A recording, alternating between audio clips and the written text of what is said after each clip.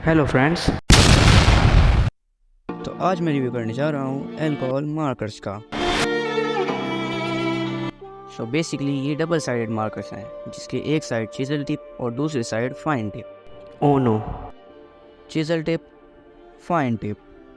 तो कलर्स को मैंने पहले ही ट्राई कर लिया था। अब सीधा ड्राइंग पर चलते हैं। ड्राइंग की आउटलाइन तैयार है और मैं तांजीरो को ड्रॉ कर रहा हूँ। तो इस सेट में सिर्फ एक ही स्किन कलर है जो है ये पेस्टल पीच। तो मेरे पास बस ये choice. Now without wasting any time let's start this drawing. तो अब हम बात करेंगे इन मार्कर्स के कुछ एडवांटेजेस और डिसएडवांटेजेस के बारे में जिसके लिए तुम इस वीडियो में आए हो। तो पहले मैं इनके एडवांटेजेस के ऊपर बात करूँगा और फिर इसके डिसएडवांटेज के ऊपर भी आएंगे। Advantage number 1। तो इनका पहला एडवांटेज ये है कि तुम इन्हें एफर्टलेसली यूज़ कर सकते हो।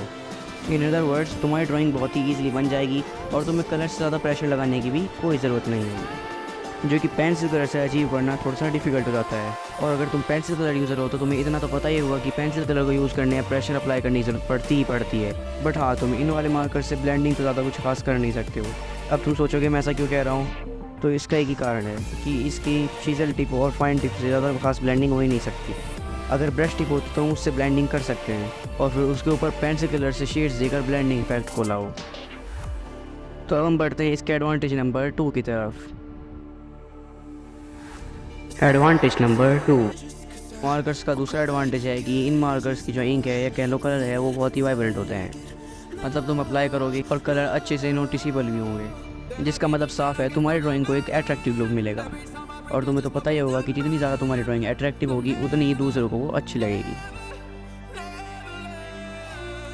तो अब हम चलते हैं तीसरे एडवांटेज की तरफ। Advantage number 3। तो बेसिकली जैसा मैंने तुम्हें बताया है कि इसकी एक साइड चिजल टिप या ब्रॉड टिप होती है और दूसरी साइड फाइन टिप, या कह लो एक तरफ मोटी टिप और दूसरी तरफ पतली टिप। और जो ब्रॉड टिप है उसको तुम इजीली यूज़ कर सकते हो बड़े एरियाज़ को फिल करने के लिए, और जो स्मॉल टिप है उसे तुम छोटे एरियाज़ या फाइन एरियाज़ में यूज़ कर सकते हो, जिससे डायरेक्टली काम बहुत जल्दी हो जाएगा। पर अब तुम कहोगे कि ब्रॉड टिप से तो पैचेस बन सकते हैं या फिर कह लो कि कलरिंग में अलग ही निशान दिखेंगे, but as I said earlier तुम उन्हें फिक्स कर सकते हो। जैसे कि एग्जांपल के तौर पर तुम इस हैंड को देखो, ब्रॉड टिप से कलरिंग करने के बाद इसके कितने पैचेस दिख रहे थे, लेकिन जैसे ही पेंसिल कलर की लेयर चढ़ाई हैंड बहुत ही इनहांस हो गया। तो ऐसे ही ब्लेंडिंग करके बहुत ही स्मूथ इफेक्ट लाया जा सकता है, जस्ट लाइक आई डिड। और इनका चौथा एडवांटेज कि ये एक प्लास्टिक के बॉक्स या फिर किसी भी पैक के साथ आते हैं जिसमें तुम इन्हें ऑर्गेनाइज कर कर रख सकते हो।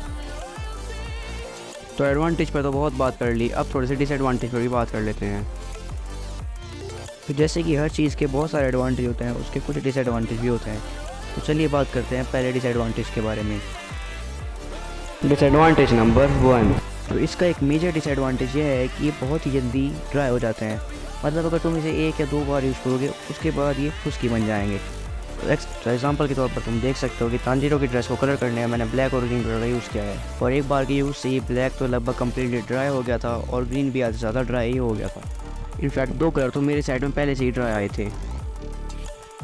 सेटिस्फाइंग। तो ये मार्कर्स जल्दी तो ड्राई हो जाते हैं, पर अगर तुम्हारे पास 48 या 36 वाला बड़ा सेट है जैसा कि मेरे पास है, तो अगर एक कलर ख़त्म भी हो जाता है तो तुम उसके जैसे ही एक सिमिलर शेड को यूज़ कर सकते हो उसकी जगह पर। जैसे कि मेरे वाले कलर के सेट में 6 से 7 शेड्स हैं, और अगर एक शेड ख़त्म भी हो गई तो दूसरी शेड से काम चल जाएगा। तो अब इन मार्कर्स के दूसरे डिसएडवांटेज की ओर चलते हैं।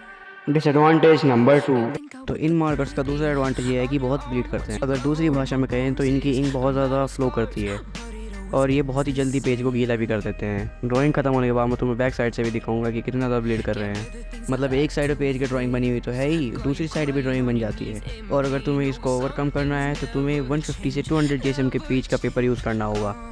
GSM का मतलब है जितना ज़्यादा GSM होगा उतना ही ज़्यादा पेपर थिक होगा, और ज़्यादा ब्लीड करने की वजह से स्मॉल एरियाज़ पर कलर करना थोड़ा सा ट्रिकी हो जाता है, क्योंकि कलर बाहर निकलने के बहुत ज़्यादा चांसेस रहते हैं।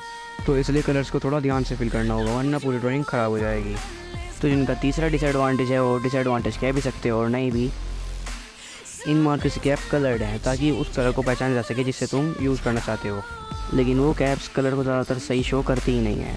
एग्जाम्पल के तौर पर जैसे ग्रीन कलर की शेड है ऑलिव ग्रीन, कलर को अप्लाई करने के बाद अब तुम खुद ही देख सकते हो कि कलर कितने ज़्यादा डिफर कर रहा है। इसलिए बेटर ये रहेगा कि तुम कलर को अप्लाई करने से पहले एक पेज पर उसे यूज़ कर देख लो, ताकि तुम्हें कौन सी शेड कैसी है उसके बारे में पहले ही पता चल जाए। तो यही चीज़ की कुछ एडवांटेज और डिसएडवांटेज जो मुझे लगी। और मैं अपनी बात करूँ तो पर्सनली मुझे इन मार्कर्स को यूज़ करने में बहुत ज़्यादा मज़ा आया। बाकी अगर तुम्हें लगता है कि तुम्हें कलर्स की ज़्यादा शेड्स की ज़रूरत है और तुम एक डिटेल्ड आर्ट वर्क बनाते हो तो तुम्हारे लिए बहुत अच्छी चॉइस रहेगी।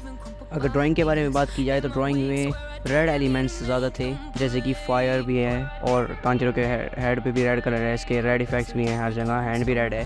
बैकग्राउंड में ज़्यादा कुछ तो नहीं बनाया, बस थोड़ा सा स्मोक का इफेक्ट है। अगर वीडियो ज़रा सी भी हेल्पफुल लगी तो वीडियो को एक लाइक देना मत भूलना और प्लीज़ चैनल को भी सब्सक्राइब करके जाना। Drawing is completed, check out the results.